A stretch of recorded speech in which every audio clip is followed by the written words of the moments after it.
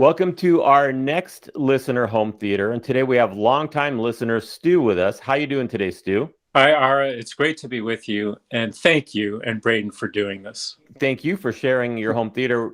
Now, we've exchanged a few emails back and forth, and you've even sent me some pictures and videos before, so I'm really excited about seeing what you got for us today. So if you want, just describe what you got, and let's move the camera around and show us your home theater. Okay, here's the centerpiece. It's a Sony 65-inch. It's about 5 years old. It's a mid-range. For my receiver, I've got a Denon 3600. It does Atmos processing. For cable, I've got a Tivo Roamio Pro. There's a Samsung Blu-ray player and a repurposed Chromebook, which we'll talk about later. I've got a Belkin power adapter. I've got a Yamaha subwoofer.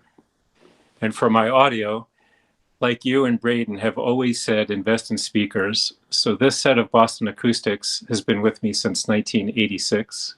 I've got a Yamaha center channel, which actually sounded better than the Boston Acoustics one I had, so I left it. For our seating, we have these we picked up that recline and have memory. And now you can see it's a multi-use space. And that means that the Chromebook comes in really handy when I don't need to be active, but I can participate and get some cardiovascular exercise in at the same time. Here are my side surrounds, again, Boston Acoustics, and my rear surrounds. For Atmos, I was able to repurpose. The home had a distributed audio system. So there are two speakers here, and I was able to configure these back through the storage area so that they play Atmos. One's a little bit outside the theater, but given it's mostly for effects and with the room correction, it does really well. Do the surrounds that are actually on the floor, does that affect how it sounds? Not the surrounds, the rear surrounds. Yes, it does, actually. I've tried with and without. I had them, and why not reuse something you already have? But I have to tell you, I'm really impressed. You can tell the difference when you have rear surrounds versus when you don't. And like you said, tried? I guess what I meant was the fact that they're on the floor instead of up on the near the ceiling. Did you have to increase the gain, or was there any noticeable effect by having them on the floor versus up on the ceiling? Sure. Well, I haven't tried them on the ceiling, but I'll tell you, like you, I like to pump up the gain on my surrounds. I like to know that they're there, and I like to hear them, and it really does make a difference. I'll tell you how I fire this up. Computer. Watch TV.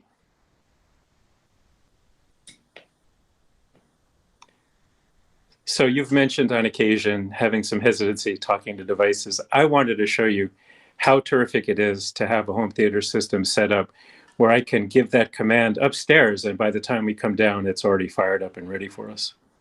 And by the way, I'm always looking for guidance. I'm sure all of us have had to deal with this. So any suggestions on how to improve that would be great. You and Braden have been talking about what to do if your Wi-Fi goes down and you're not there. I wanted to show you this device I found on Amazon. It's called EZ Outlet 3.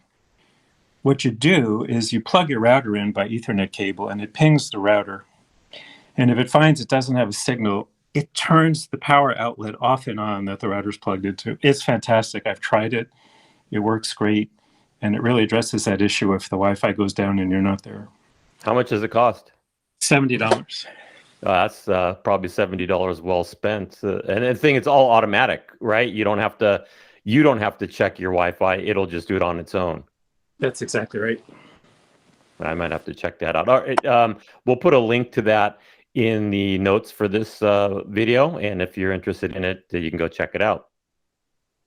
So when I'm done, I pick up my remote and I say, good night. Shuts everything down and it turns the lights on upstairs. We've talked a lot about the year of smart home. This truly is the year of smart home. I use Lutron Caseta devices, and they come with these Pico remotes. So if you wanted to have local control, it's easy to do. The one thing about the Pico remotes is you can see they're the Decora size. So you can actually mount these on the wall. And that means that you could turn any room into a three-way without any additional wiring. That's been really helpful for us. What's your home automation system? Are you using Alexa or something else? We're A-Lady all the way, although I am an Apple, so we have Siri. But really, the devices that I use are this Echo Flex, Echo Dot, and oh, thanks for reminding me. Show me the front door. Okay. So because it's a Ring doorbell, it's really well integrated into the system. I have Blink cameras throughout the house, and we can do the same thing with Blink devices. Show me the office camera. Okay.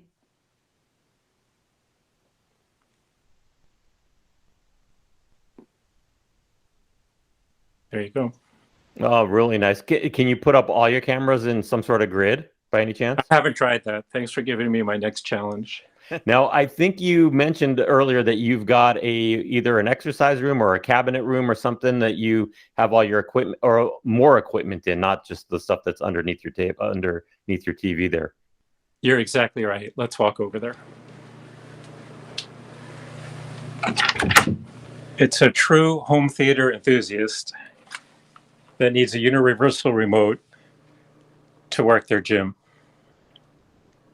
What kind of lighting? Is it just strip LED that you have a switch connected to? Yeah, my wife said it was too dreary in here to exercise with me, so I put these lights up.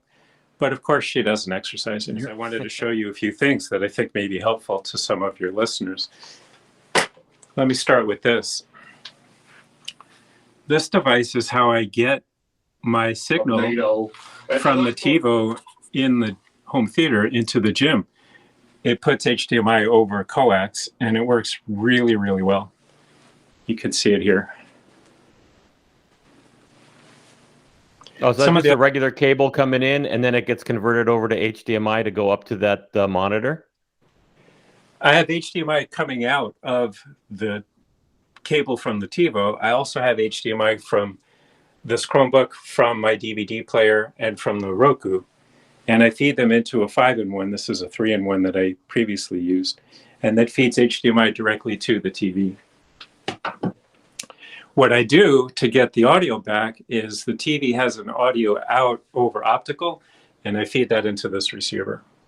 There was a time before this receiver where the one I was using in here didn't even have a way to get the audio digitally. So you could find all kinds of terrific devices on Amazon. This one, for example, lets you put HDMI in and take audio in the RCA format out. And that's how I was able to use HDMI to feed all the signals and amplify the sound just using the left and right RCA cables. I don't think I mentioned I have surround sound in here in my gym. That's all overkill, but I like it. So that's something I would do. The question I have is, I'm going to assume that this equipment was purchased or was moved down the chain. When you bought something to replace something in your main room, you moved it into here. That's exactly right. Yeah, that's a good use for it. A lot of people will do that. They wonder, why would you do that? Well, you know, the equipment that you're replacing probably has less value than what it did when you first bought it, but it still works. And this is a great way to make use of it. For example, if you have an older device that doesn't have HDMI in but has component, you can pick up one of these, which I used to use, HDMI in and component out. This, by the way, go ahead. I was going to say, now you probably don't, because it's sitting over there, you don't even need that anymore, because pretty much everything that's more than, that's about 7 or 8 years old has HDMI. That's right. That's right. And speaking of, this is how I split the HDMI in the gym. So this is how I split the HDMI to get to the gym. Oh, very cool. So this is your overflow. Obviously, when you're working out, you could watch a movie or something, but most people won't be doing this. But thank you very much for sharing that. It does give you a great idea of how to repurpose your equipment when you upgrade your main room.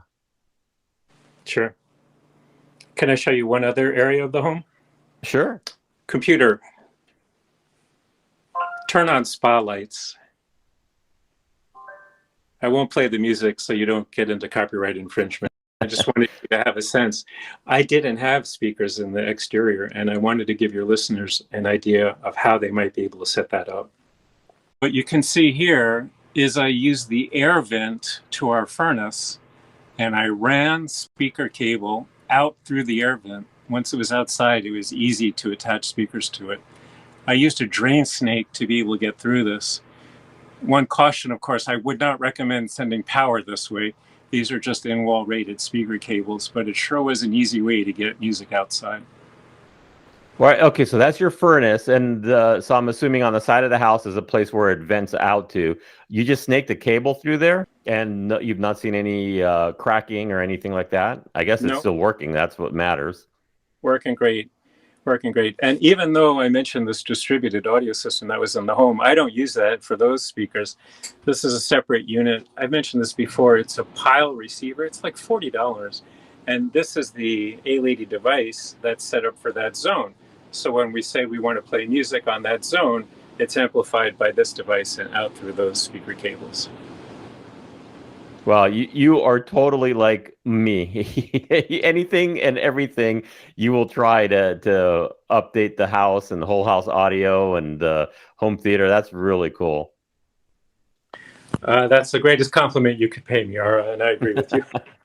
So is that your main room where you watch TV, or do you have another room? Because I have a media room as well, but for whatever reason, we watch our TV's in the same room that has the kitchen because it's easier to get snacks and whatnot. And our media room is on the second floor. Do you run into that situation as well? This is our main room. We always come down here for dinner. We do have a family room off the kitchen, which we use for sporadic viewing, but this is where we get our entertainment. Oh, very cool. So, Stu, thank you so much for sharing your home theater with us. We greatly appreciate it. And it just goes to show that don't ever get rid of your equipment. You can always find another way to repurpose it. Couldn't have said it better. Ara, thank you very much for doing this. Your community really appreciates what you do. And the fact that we contribute, I think, makes this a special community. I'd like to thank Stu for coming on the show and sharing his home theater with us. And if you'd like to share your home theater, send me an email. Send it to ara@htguys.com, and we'll try and get your theater on the channel as well. And if you'd like to support the show, you can do that at htguys.com. And up at the right-hand side, you can click on a cup of coffee. It's a metaphor for a PayPal donation. Or you can sign up for a recurring donation at patreon.com/hdtvpodcast. And if you've got any feedback, you can send that also to ara@htguys.com. And please subscribe to the channel and like this video.